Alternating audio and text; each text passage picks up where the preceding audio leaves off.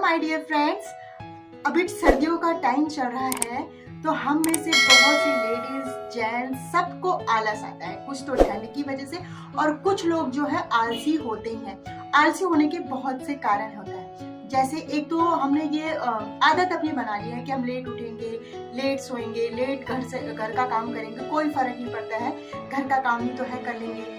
या आपको कहीं जाना है, ठीक है, वहां पर आप टाइम से नहीं पहुंच रहे हो, कोई बात नहीं, 5-10 मिनट लेट चलता है। लेकिन ये चीजों को आप अपनी जिंदगी में एक नियम बनाना पड़ेगा। जिसकी जिंदगी में नियम नहीं होते हैं वो इंसान कभी कामयाब हो ही नहीं सकता है। अब आप बोलेंगे मैं तो घर का ही काम करती हूँ, कोई बात नहीं, बाद में कर लूंगी, बाद में ये देख लूंगी, लेकिन ऐसा नहीं है। सारा काम टाइम टू टाइम निपटाएंगे तो आपको अपने लिए भी टाइम मिलेगा। तो अपना ये जो है ना, बाद में कर लूंगी, बाद में हो जाएगा, लेट खाना, लेट सोना, इन सब आदतों को आपको बदलना पड़ेगा। तभी आप जो है इस दुनिया के साथ कदम से कदम मिला के चल पाएंगे और आप भी बेस्ट बन पाएंगे। सेकंड रीजन होता है हमारा कि हमारी हेल्थ अच्छी नहीं है। हेल्थ हमारी शारीरिक भी है और मेंटली हेल्थ भी है।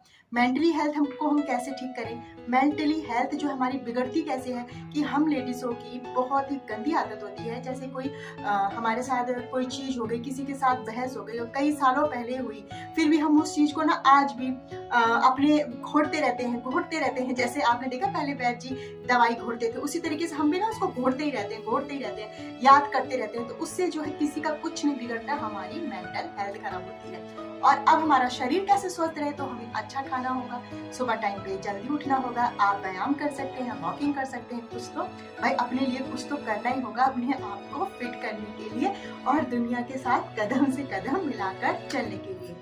थर्ड रीजन होता है हमारा कि हम ना बहाने बनाते हैं कि मैं पढ़ नहीं पा रहा हूँ, इसकी वजह से मेरे को टीचर ने अच्छे से नहीं पढ़ाया, या मैं घर का काम खत्म नहीं कर पा रही हूँ बच्चों की वजह से, कि बच्चे दिन भर परेशान करते हैं तो मैं घर का काम टाइम पे कैसे खत्म करूँ। तो आपको ये जो बहाने आप बनाते हैं ना, इन बहानों को आपको छोड़ना पड़ेगा। आपको भी पता है, मुझे भी पता है, ये बहाने कोई मायने नहीं रखते। अगर हम चाहें तो काम जो है टाइम पे खत्म कर लें और बच्चों को तो हम वैसे भी संभाल लेते हैं, बस एक बहाना बना देते हैं कि बच्चों की वजह से काम लेट हुआ और स्टूडेंट है तो मैं इस वजह से नहीं पढ़ पाया, मेरा भाई परेशान कर रहा था, या मेरे मैथ वाले टीचर ने मुझे अच्छे से क्वेश्चन नहीं समझाया। आपका मन ही नहीं है समझने के लिए तो सर क्या करेंगे? अब आप सर आपके दिमाग में नहीं घुसेंगे, आपको प्रैक्टिस करनी पड़ेगी। एक बार नहीं, 2 बार नहीं, कितनी बार आप प्रैक्टिस करेंगे? क्यों नहीं आएगा आपको? कोई भी सवाल जो आप करेंगे आपको आएगा, चाहे आप स्टूडेंट हो, चाहे आप गृहिणी हो, चाहे आप जॉब पे जाने वाले हो। अगर आप मेहनत करेंगे, कोई चीज सीखने की इच्छा है तो आप सीख सकते हैं। अगर बहाने बनाएंगे तो कोई भी काम आप कभी भी नहीं सीख सकते हैं। चौथा रीजन होता है हमारा लेट लतीफ, टाइम का हमें इस्तेमाल करना नहीं आता है। हम सोचते हैं, अब जैसे मान लो हमें कहीं जाना है तो हम टाइम पे ना निकल कर, ठीक है अभी निकलना ही तो है, अभी कर ही लेंगे।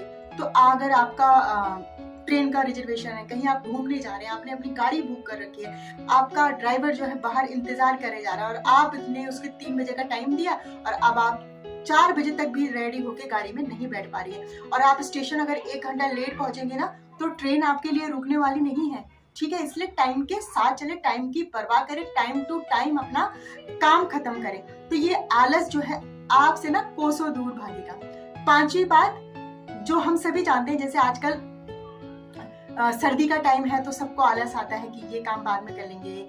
अरे आप सुबह थोड़ा लेट उठेंगे, 8 बजे उठ जाएंगे, बच्चों की छुट्टी है।